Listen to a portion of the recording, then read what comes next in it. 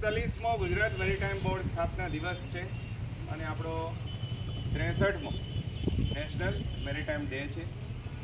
National maritime day એ યાદમાં આપણે કરીએ છીએ કે SS સિંધિયા સ્ટીમશિપ કંપની હતી કે જે બ્રિટિશરોના જમાનામાં 1919માં આપણે 5મી એપ્રિલ 1919ના રોજ આપણે મુંબઈથી લંડન સુધી એને વોયેજ કરી હતી. વોયેજ એટલે દરિયાઈ મુસાફરી કરી હતી.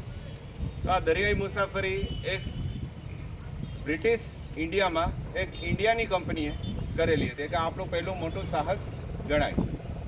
આઝાદી પછી 1964માં આપણે આ નિર્ણય લેવામાં આવ્યો કે આ સરસ મજાની જે વિરલ ઘટના છે 1919ની એને આપણે એની યાદમાં આપણે નેશનલ મેરીટાઈમ ડે એટલે કે 5મી એપ્રિલથી આપણે NMD નેશનલ મેરીટાઈમ ડે તરીકે આપણે યાદ કરીશું. અને કઈ યાદમાં કે ભાઈ આટલા બધા સી ફેરર છે કે જે દરિયામાં આટલી બધી મુસાફરીઓ કરે છે, સમજે છે અને કાર્ગોનું આયાત અને નિકાસ કરે છે અને ઇન્ડિયાને મજબૂત બનાવે છે. તો એ લોકોનો અથાગ પરિવારથી દૂર છે, એ લોકો મહેનત કરે છે, જિંદગી જોખમમાં છે અને કાર્ગોનો આયાત નિકાસ કરે છે. આયાત નિકાસ વગર કોઈ પણ દેશ આગળ વધી શકે નહીં. ઇકોનોમીનો મોટો સિંહ ફાળો આયાત નિકાસ હોય છે. સાથે સાથે આપણા તમામ કાર્ગોનું 90% કાર્ગો મોસ્ટલી દરિયાઈ માર્ગે થતું હોય છે. તો તમે ખુદ વિચારો કે તમે આ પેન છે કે મોટો એન્જિનિયરિંગ પ્રોજેક્ટ છે, આ બધી જ વસ્તુ ક્યાંક ને ક્યાંક દરિયાઈ માર્ગે તમારી પાસે આવી છે. તો આ બધી વસ્તુમાં ધીરે ધીરે મેરીટાઈમના 4 પિલર ઉપસ્થિત થયા. મેરીટાઈમ એટલે કે વહાણવટાના 4 પિલર્સ ઉપસ્થિત થયા છે. સૌથી પહેલું તો શું છે કે ભાઈ સેફટી પહેલો નંબર છે. એટલા માટે જહાજોમાં લખવામાં આવે છે સેફટી ફર્સ્ટ. સેફટી એટલે કે મશીનોની સમજ હોવી, નેવિગેશનની સમજ હોવી, દરિયાની સમજ હોવી, બરાબર છે, જેથી કરીને અકસ્માતો ન થાય અને તમે સારામાં સારી રીતે કાર્ગોનું આયાત નિકાસ કરી શકો. તો સેફટી ફર્સ્ટ છે. સેકન્ડ નંબર છે એજ્યુકેશન વગર તો કંઈ નહીં થાય. થર્ડ નંબર છે એન્વાયરમેન્ટ, કે આપણે ફૂલ પ્રદૂષણ કરીને કરીશું તો છેલ્લે આપણને જ નુકસાન છે, રાઈટ. અને ફોર્થ નંબર છે વર્કિંગ કન્ડિશન. કારણ કે આપને સૌને ખ્યાલ છે કે મોટા જહાજની અંદર વર્કિંગ કન્ડિશન બહુ કઠિન હોય છે. અંદરના એન્જિન રૂમોની અંદર એટલો બધો અવાજ આવતો હોય છે કે આપણે 5 મિનિટ પણ વિઝિટ નથી કરી શકતા. લોકો ત્યાં નોકરી કરે છે. વર્કિંગ કન્ડિશન એટલે કે આપને સૌને ખબર છે કે ત્યાં દરિયામાં કંઈ જમવાનું બનતું નથી. જ્યારે પણ એ પોર્ટ ઉપર આવે છે ત્યારે જમવાનું લે છે અને એમાંથી બને છે. પીવાનું પાણી પણ ડિફિકલ્ટ છે. તમે ખુદ સમજો કે વન કાઇન્ડ ઓફ જેલ જેવી વ્યવસ્થા છે.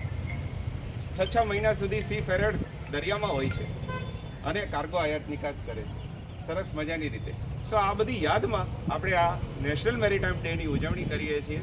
અને સાથે સાથે કન્વેન્શનો એટલે કે ઘણા બધા સંમેલનો થયા. અનેક દેશો ભેગા થયા છે સેફટી માટે થઈને, સ્ટાન્ડર્ડાઇઝેશન માટે થઈને.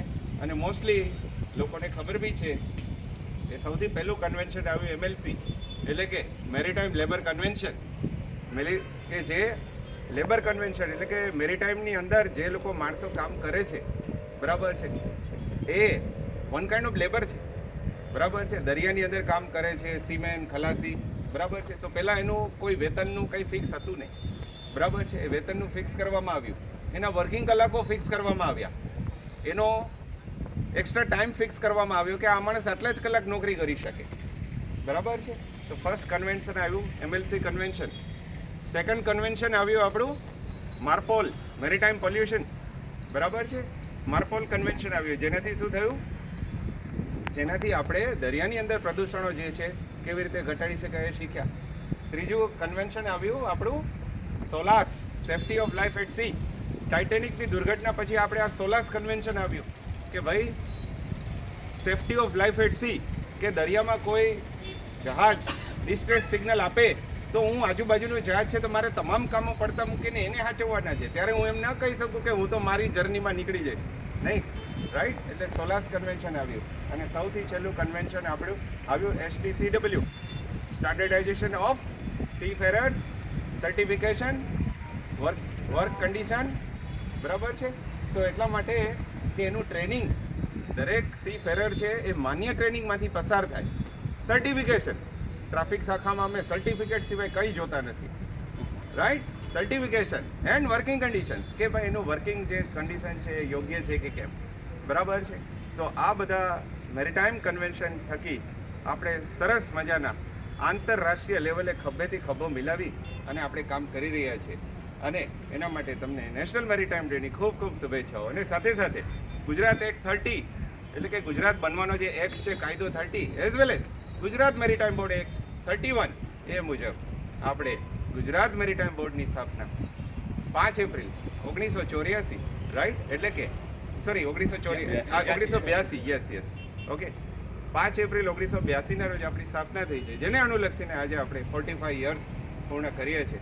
આપ સૌને, ગુજરાત મેરીટાઈમ બોર્ડના તમામ કર્મચારી, ભાઈ બહેનો, પરિવારો સમગ્રને ખૂબ ખૂબ શુભેચ્છાઓ, ખૂબ ખૂબ અભિનંદન.